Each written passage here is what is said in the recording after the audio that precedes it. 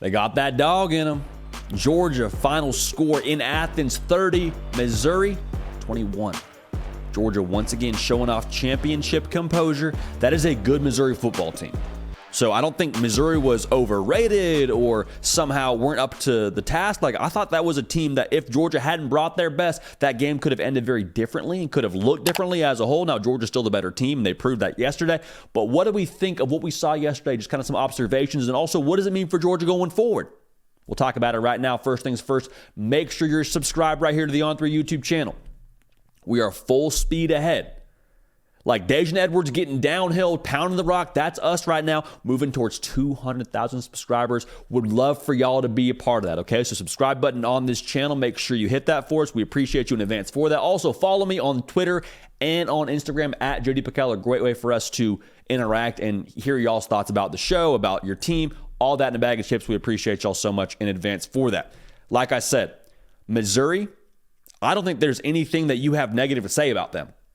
They are every bit a top 15 team. They went into Athens, swung their sword, made some plays, and gave the Dawgs, I think, a tremendous test. But at the end of the day, we keep going back to this. The championship composure of Georgia is second to none, first of all. Second of all, when it comes to what they have on the field, the on-the-field composure for them can be translated in what Carson Beck is. Because Carson Beck, man, Carson Beck sets the tone for that on-field composure. 21 for 34, 254 yards, 2 touchdowns. Life once gave Carson Beck lemons. He gave them back.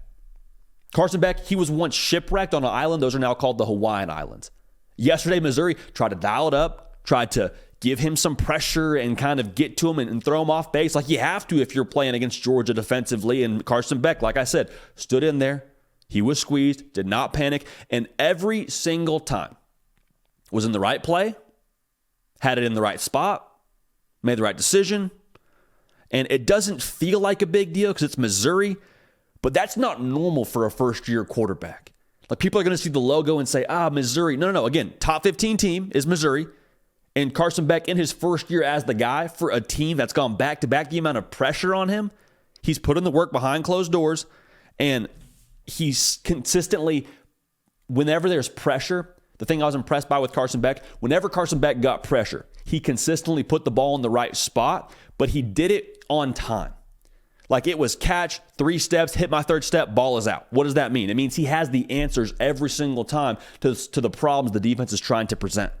It means he's done the work during the week, he's as prepared as they come, and gets the ball to their playmakers. And again, we go back to this with playmakers. Brock Bowers not in the lineup, never a good thing for Georgia.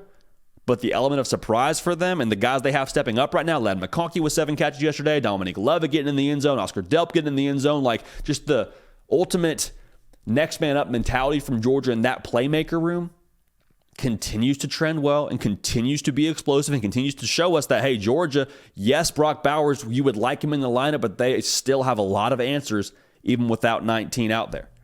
So when it comes to what they're going to be going forward now, the defense just continues to tell you who they are. They say, we are a matchup team. We're going to get after you on the front end. You're going to have to make your plays on the back end against our secondary because we're going to play a lot of man coverage. And if you win a couple of these battles, good for you.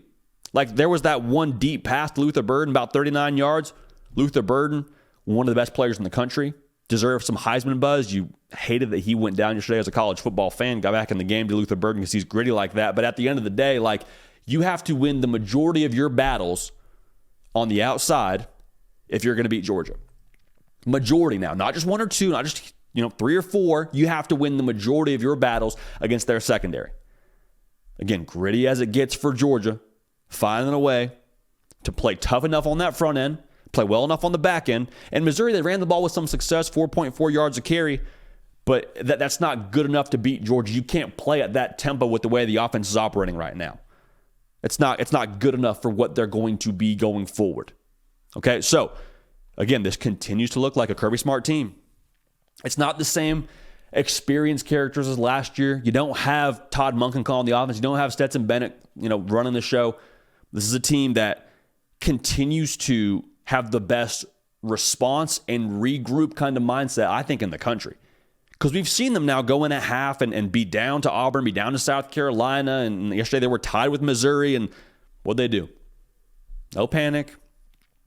No get flustered. No pressing. It was just play their kind of ball. Do what they do. No look ahead to Ole Miss. No letdown from the Florida game. Handle business. The championship composure is what's going to make Georgia so good going forward. That's what's going to make the difference for them going forward. And I think what we saw yesterday in that game is a microcosm of the next 3 weeks for Georgia. Regroup, reset, adjust. That's what happened yesterday at half. That's what has to happen for them every single game now going forward. You got Ole Miss next week in Athens, a top 10 team. You're at Tennessee the week after. You can't afford to look forward. You can't afford to think about the SEC title game or the college football playoff whenever that gets you. You got to take care of business in the here and now. Can you take this game and learn from it for next week? That's the key for Georgia. Can you continue to trend upward? Because I think the whole reset, composure, kind of having to find a way every single week, and it's not that it's been like a superhuman effort from Georgia, but the fact they've had some resistance, I think the composure they've shown, plus the results they've gotten, I think that breeds confidence, and I think it breeds improvement from experience. Because once you've done it a couple times, it's a lot easier to step into that spot the next time. Like, this game was easier because of Auburn, because of South Carolina. They were able to be tied at half, trust themselves, trust their teammates, no panic, steady hand, we're good, do our thing, come out with a big win. And the way that they're continuing to put that together, I think the slow trend upwards is why we're seeing Georgia play the way they're playing right now in November. And so when those playoff rankings come out, it's a great resume booster for Georgia, no doubt. I'd be surprised if they weren't still at number 2. And to be honest with you, if you're a Georgia fan, like, you got to love that, because I think Kirby loves that. Kirby Smart can then tell his guys, hey, you're not number 1 in the country. Hey, people are doubting you. They saw you beat a top 15 Missouri team. Y'all, I don't know, but they don't think y'all are that good. And some of that, is a little bit of that Kirby Smart magic. Some of that is probably a little bit of the chip on the shoulder they're trying to develop in-house. But also, you have a lot to coach up, I think, still. Like, the offense allowed 3 sacks. Carson Beck, steady hand, the offensive line, and then the way that they played against Missouri, there's still some room for improvement there. We talked about the defense in the run game. Did enough, but still, you don't like having 21 points scored on you. You don't like the running back that was at a D2 a couple years ago, now being able to run the football for over 100 yards against you. And some of that was on the perimeter, and some of that's something that Georgia's going to eventually clean up, but I don't think teams can just play at that pace against Georgia. Again, for the record, you got to win the majority of your battles on the outside, which I don't think you can do against this team right now, short of having Marvin Harrison Jr. out there.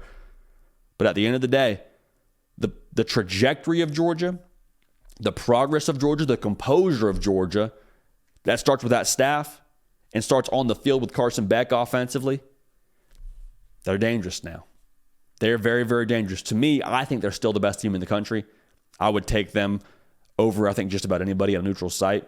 That Michigan game would be a lot of fun to watch. But again, the way Georgia's playing, the way Carson Beck is dialed in, the composure they have overall, the competitive excellence, the upward trend, Georgia's going to be a force. And I would be very surprised if we're not at least having that conversation in early December about them pushing for a three-peat. So make sure you subscribe.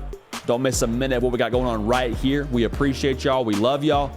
We're going to keep this party rolling. We will see y'all next time. Hey, y'all. Thanks so much for watching. Subscribe to the channel here to make sure you don't miss an episode of The Hard Count. Also, be sure to check out other videos on the On3 YouTube channel.